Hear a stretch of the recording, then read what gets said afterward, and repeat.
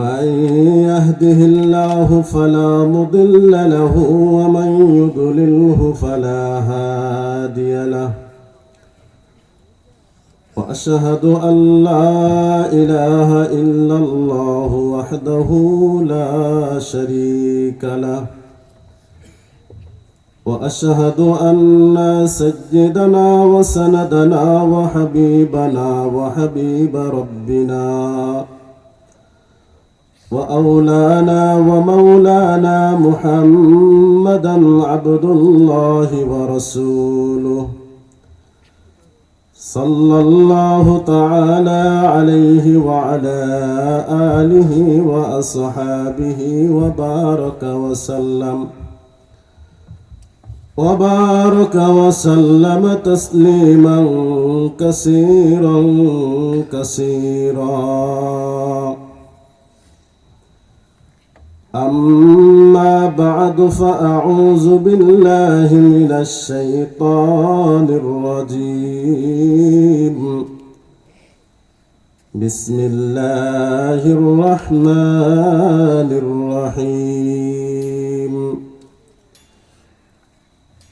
إن الذين آمنوا وعملوا الصالحات كانت لهم جنات الفردوس نزلا خالدين فيها لا يبغون عنها حولا. وقال رسول الله صلى الله عليه وسلم لا تقوم الساعة حتى يبعث دجالون كذابون كلهم يزعم أنه نبي وأنا خاتم النبيين لا نبي بعدي أو كما قال عليه الصلاة والسلام. بارك الله لنا ولكم في القرآن العظيم ونفعنا وإياكم بالآيات والذكر الحكيم.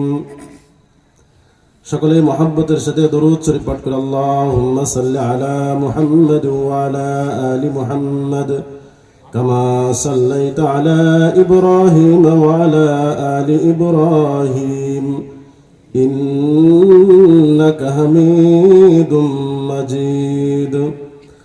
اللهم بارك على محمد وعلى آل محمد كما باركت على إبراهيم وعلى آل إبراهيم إنك حميد مجيد.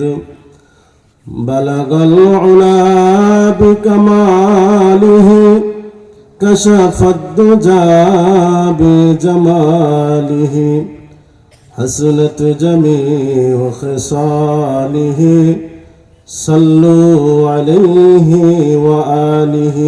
زر آواز بلغ العلا بكماله كشف الدجى بجماله حسنت جميع خصاله صلوا عليه وآله. رہے میرے مسکن حوالی کعبہ بنے میرے مدفن دیار مدینہ. بلغ العلا بکمالہ کشف الدجى بجمالہ حسنت جميع خصاله صلوا عليه وآله. একটু জিকির করি লা ইলাহা ইল্লাল্লাহ লা ইলাহা ইল্লাল্লাহ লা ইলাহা ইল্লাল্লাহ লা ইলাহা ইল্লাল্লাহ লা ইলাহা ইল্লাল্লাহ লা ইলাহা ইল্লাল্লাহু মুহাম্মাদুর রাসূলুল্লাহ।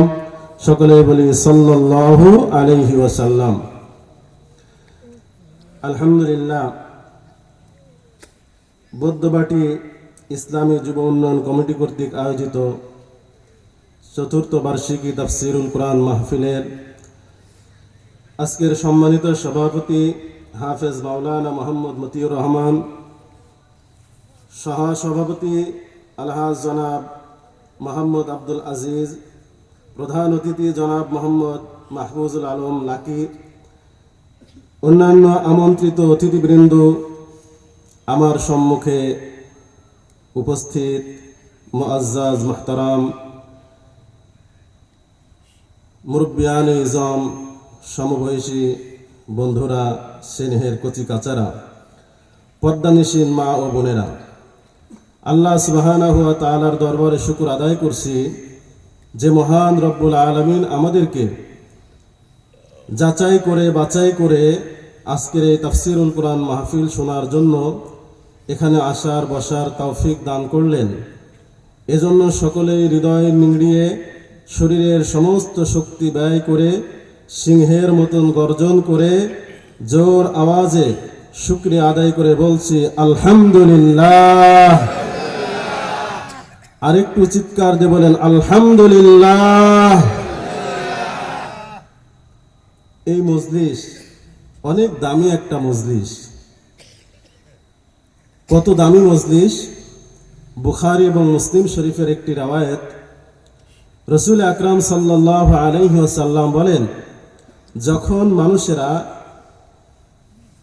একটি জিকিরের মজলিসে, কোরআনের মজলিসে বসে, তখন আল্লাহ তাআলার রহমতের ফেরেশতারা ওই মজলিসটাকে ঘিরে ফেলেন। চিৎকার দিয়ে বলেন সুবহানাল্লাহ।